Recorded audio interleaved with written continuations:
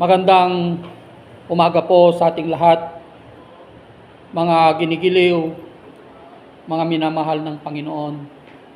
May pag-asa po sa Panginoon. Ang pag-aaralan po natin ngayon ay ang muling pagkabuhay ng ating Panginoong Hesukristo. He is risen. Alam nyo mga ginigiliw, sa muling pagkabuhay ng ating Panginoong Hesukristo, mga ginigiliw, pinili na lamang niya kung sino ang kanyang pinagpakitaan. Yung mga 5,000, 20,000 tao, mahigit 100,000 tao na nakakita lahat ng kanyang mga himala, mga ginigiliw, sa kanyang muling pagkabuhay, ang mga taong ito na hindi kumilala at sumampalataya sa ating Panginoong Hesukristo, mga ginigiliw, hindi na nila nakita pa ang muling pagkabuhay ng ating Panginoong Hesukristo. Kundi ang pinili na lamang niyang pinagpakitaan ay yung mga taong sumasampalataya at kumikilala sa Kanya ng Kanyang pagka-Diyos. Ang Kanyang mga disipulo, ang Kanyang mga tagasunod, yung mga 500 tao na nasa mga gawa, yun ang sinasabi niya po sa gawa, na may mahigit 500 tao pa ang nakakita ng Kanyang muling pagkabuhay, mga ginigiliw. Bibigyan po natin ang tema ng salitang ito, mga ginigiliw, na hanggat hindi natin kinikilala ang salita ng Diyos sa buhay po natin, mga ginigiliw, hindi po natin mararanasan ang muling pagkabuhay ng ating Panginoong Hesukristo. Inuulit ko po, hanggat hindi po natin kinikilala ang salita ng Diyos at sumasampalataya sa ating Panginoong Hesukristo, mga ginigiliw, hindi po natin mararanasan ang muling pagkabuhay ng ating Panginoong Hesukristo, mga ginigiliw.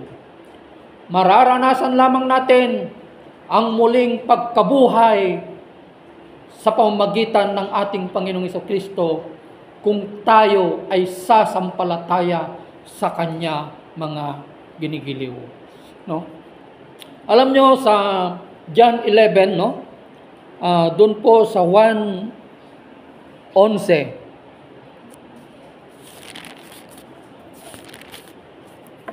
ito yung binuhay ng ating Panginoong Hesukristo ang isang nabubulok na tao. 4 na araw na pong patay. So ibig sabihin, he is already in the state of decomposition. Nade-decompose na yung katawan ng taong ito na 4 na araw na siyang nakalibing, mga ginigiliw, at walang iba kundi si Lazarus, mga ginigiliw. Kaya't ang sinabi ng ating Panginoong Hesukristo, no? Dito sa 1:11-24, no?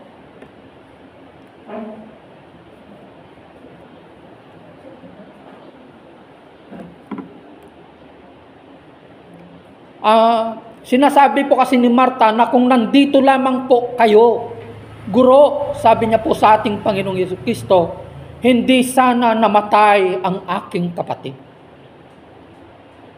Yun ang sinasabi ni Marta sa ating Panginoong Hesukristo, na kung andito ka sana, napigilan mo sana ang kamatayan ng aming kapatid, mga ginigiliw. Yun ang sinasabi ni Marta sa ating Panginoong Hesukristo. Subalit, kalooban ng Diyos na mamatay si Lazarus, mga ginigiliw. Kalooban niya na mamatay ang kapatid ni Marta, mga ginigiliw, upang makita po nila ang kalwalhatian ng Diyos, mga ginigiliw. Kaya ang sabi ng ating Panginoong Hesukristo kay Marta, no? Sabi niya po sa 1:11:24, alam ko pong siya'y mabubuhay muli sa huling araw. Sabi po ni Marta, mga ginigiliw. Yung huling araw na sinasabi ni Marta ay yung muling pagkabuhay ng mga patay.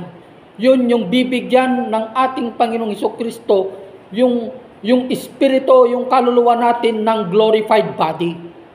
Pero ang sinasabi ng ating Panginoong Hesukristo dito na hindi niya maintindihan, nabubuhayin niya physically, literally nabubuhayin niya ang kanilang kapatid kung sila ay sasampalataya sa Kanya, mga ginigiliw. Kahit ang sabi ng ating Panginoong Hesukristo, sinabi sa Kanya ni Jesus sa 1:11:25, ako ang muling pagkabuhay at ang buhay. Ako ang muling pagkabuhay at ang buhay. Ano ang ibig sabihin ng ating Panginoong Hesukristo? Siya ang pinanggagalingan ng ating buhay, mga ginigiliw. No?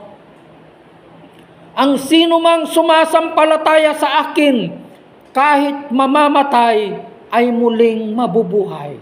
Ang sino mang sumasampalataya sa akin, kahit mamamatay, ay muling mabubuhay.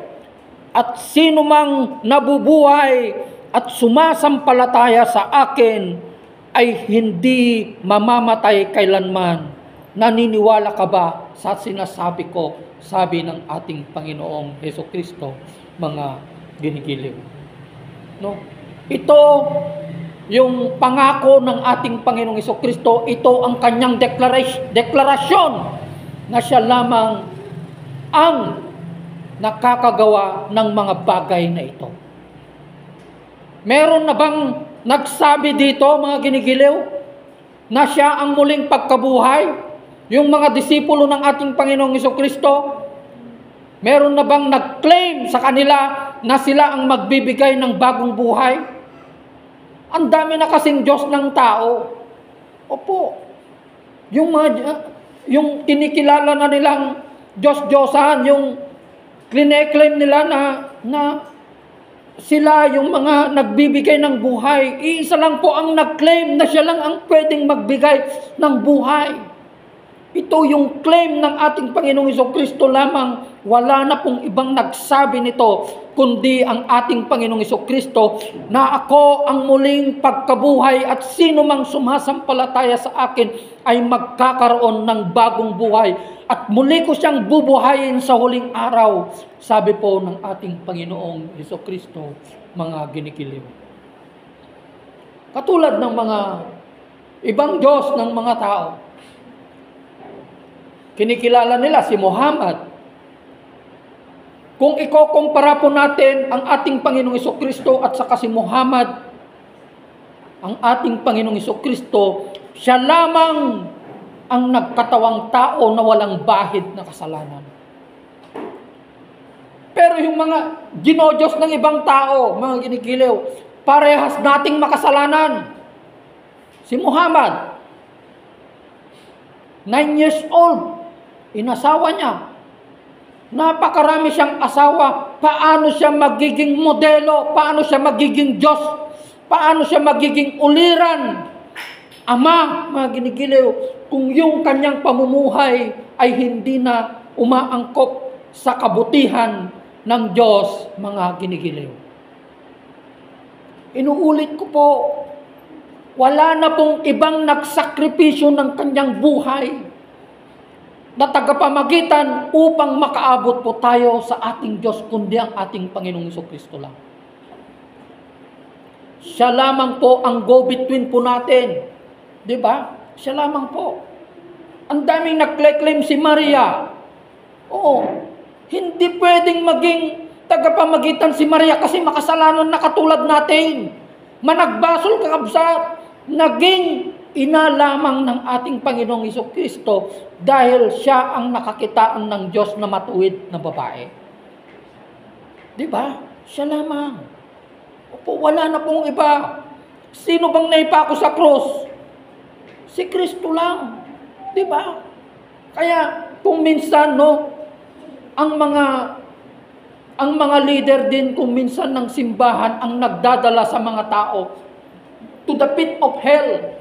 Sila rin ang nagdadala sa mga tao sa impyerno kasi mali yung Diyos na sinasamba nila. Mga ginigili.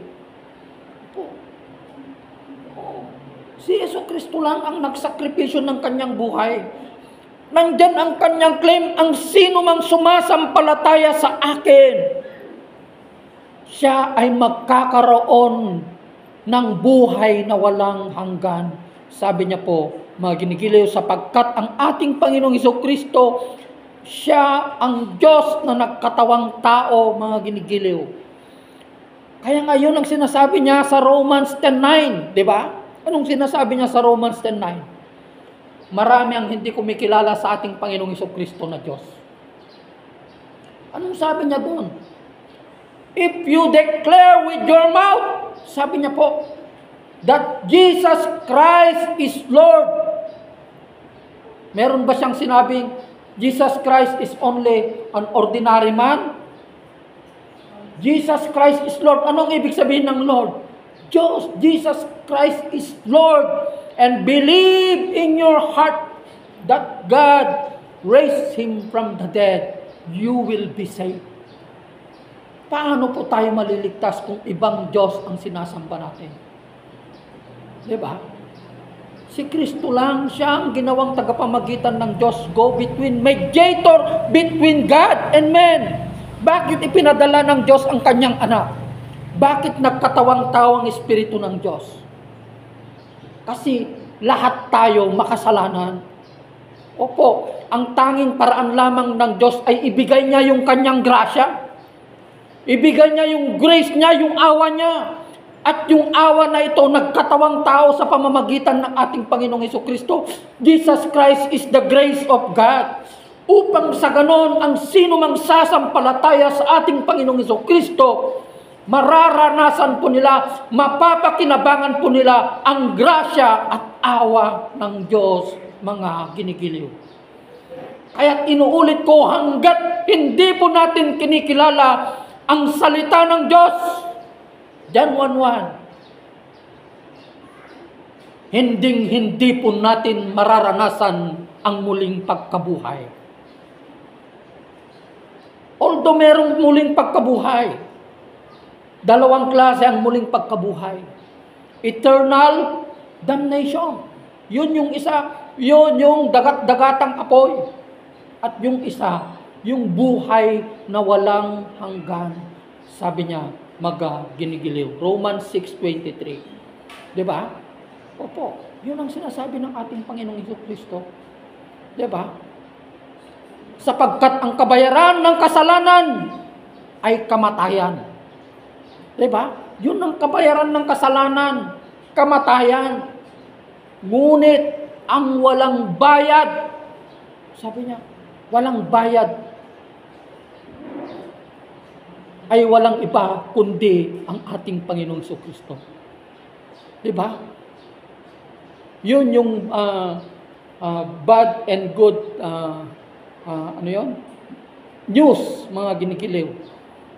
Ngunit yung walang bayad na kaloob, regalo ng Diyos sa atin, ay buhay na walang hanggan sa pamamagitan ng ating Panginoong Jesucristo, mga ginigiliw. Di ba? Kaya kung babasahin po natin dito, umiyak ang ating Panginoong Jesucristo na hanggang ngayon umiyak pa rin. Bakit umiyak ang ating Panginoong Jesucristo? Alam niyo kung bakit siya umiyak? Nabagabag at nabagbag ang kanyang damdamin. Jesus wept. Sa tagpo na ito, umiyak ang ating Panginoong Jesucristo. Alam niyo kung bakit siya umiyak? Hindi niya iniyakan. Sinasabi ng mga taong ito, iniiyakan niya si Lazarus dahil kaibigan niya. Kalokohan, bubuhayin mo, iiyakan mo. Diba? Bakit mo iiyakan kaya mo palang buhayin? Maling pagkaintindi, mga mga ginigiliw. Alam niyo kung bakit umiyak ang ating Panginoong Jesucristo? Umiyak siya dahil sa dami ng himala na ginawa ng ating Panginoong Hesukristo, mga ginigiliw, na ipinapakilala na niya na ng kanyang pagka-Diyos sa pamamagitan ng mga himalang ito. Wala pa rin naniniwala sa kanyang pagka-Diyos. Wala pa rin sumasampalataya sa kanya, mga ginigiliw. Kaya't hanggang ngayon, umiiyak pa rin ang ating Panginoong Hesukristo, mga ginigiliw. Di ba? Kaya't yun ang sinabi niya, yun ang isa sa mga huling sinabi ng ating Panginoong Hesukristo. Ito yung pinakahuli na sinabi niya nung siya ay nasa cross, mga ginigiliw. Pero iba kasi yung huling salita ng ating Panginoong Hesukristo bago umakyat sa langit. Ang sinabi ng ating Panginoong Hesukristo, go and preach the gospel. Sabi niya, di ba? Nasa Matthew 28. Pero yung deklarasyon ng ating Panginoong Hesukristo, yung prayer niya, yung panalangin niya sa kanyang Ama nung siya ay nabayubay sa cross. Naganap na. Natapos na. Ano pa? Consumatum est. Ano yung sinasabi nila, di ba? It is finished. Bakit sinabi ng ating Panginoong Hesukristo, it is finished? Bakit naganap na? Ibig sabihin, mga ginigiliw, naganap na, inialay na ng ating Panginoong Hesukristo ang kanyang buhay para sa ating mga kasalanan. Yun ang sinasabi niya sa Hebreo 10:26, na wala nang ibang handog na maiaalay pang muli pagkatapos nating malaman ng katotohanan, mga ginigiliw, sapagkat minsan nang inihandog ng ating Panginoong Hesukristo ang kanyang buhay para sa ating mga kasalanan. Kaya yun ang sinasabi niya, naganap na. Kahit kung siya'y nakapako sa krus, alam niyo, napakapalad natin.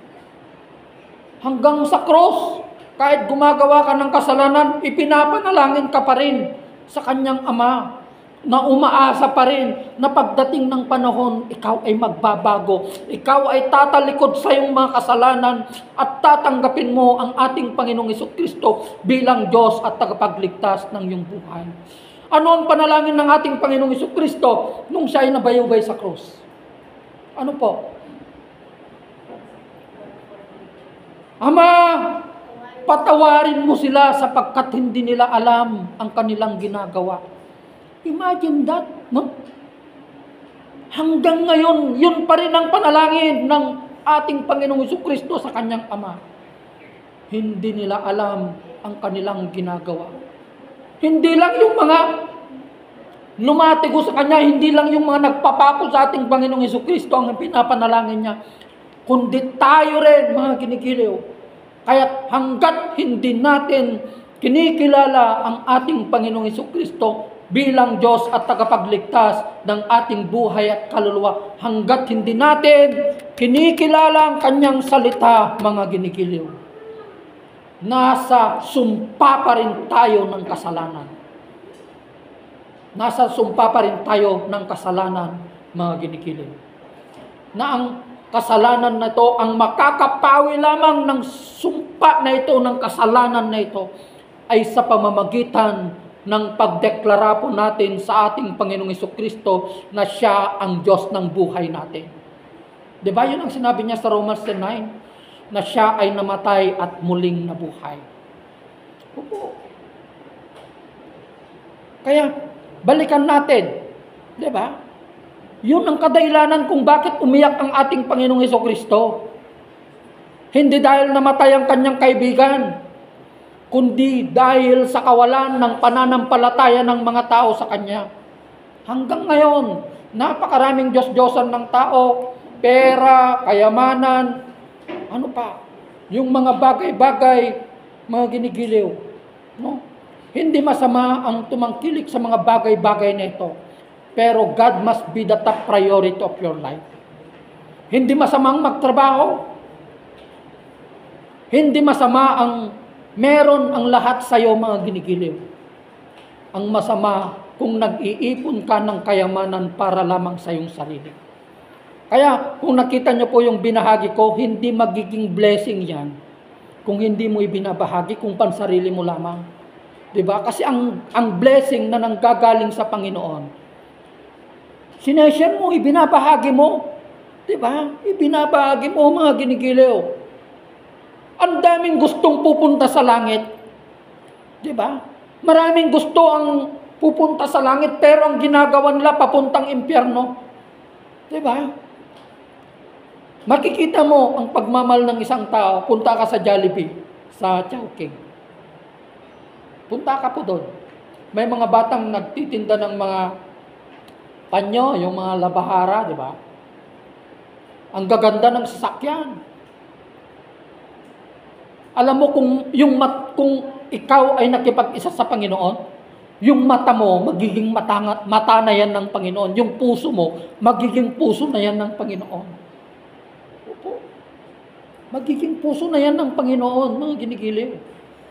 Sir, ang ganda ng sasakyan mo, milyon. What is 20 pesos?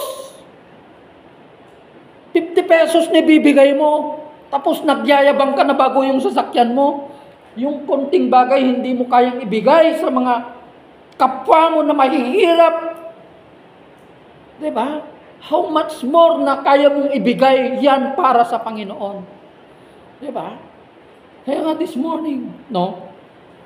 Habang binabrowse ko po kasi sa Facebook account ko, meron yung taga Cavite, doon sa subdivision sa Cavite na andun po siya. Sinasabi niya po na baka meron po kayong tirang pagkain at ulam dyan. Wala na po kaming makain, sabi niya. Humihingi siya ng pagkain. Diba? Sabi ko, eksakto naman umupo si pastora sa tabi ko. Kinukuha ko yung GCash niya para kahit papano, tignan mo muna baka scammer yan. Tinignan ko na yung profile niya. Naghahanap siya ng trabaho kahit ano na, basta makapagtrabaho lang ako. Kahit taga-pintor, taga-linis ng bahay nyo, meron lang akong ipakain sa pamilya ko. So, hindi ito scammer. Diba? Opo. Yung mga simpleng bagay na yan, hindi natin nakikita. And yet, sinasabi natin mahal natin ang Diyos. Yung kapwa mo nga, sabi niya sa salita ng Panginoon yung kapwa mo, nakikita mo na how much more yung Diyos na hindi mo nakikita. Paano mo sasabihin na mahal mo ang Diyos? Kapwa mo na nakikita mo, hindi mo kayang mahalin. Diyos pa kaya na hindi nakikita? No. Kung kaya nga napakalagang salita ng Panginoon, makikilala natin yung katotohanan dito na what you have done to the least of your brothers, you have done it unto me. Kung nakita mo yung kapwa mo na mahirap, na walang makain, pinakain mo, binihisan mo, hindi yung kapwa mo na yon ang iyong binibihisan, kundi ang Diyos. Ang pinapakain mo ay ang ating Panginoong Jesucristo. Kaya yung mga pagkakataon na yon, yung mga tagpo na yon, gumagamit ng ating Panginoon ng mga tagpo na yon, titignan niya kung gaano natin kamahal ang Diyos. And we are claiming that when we will die, we go to heaven. Di ba?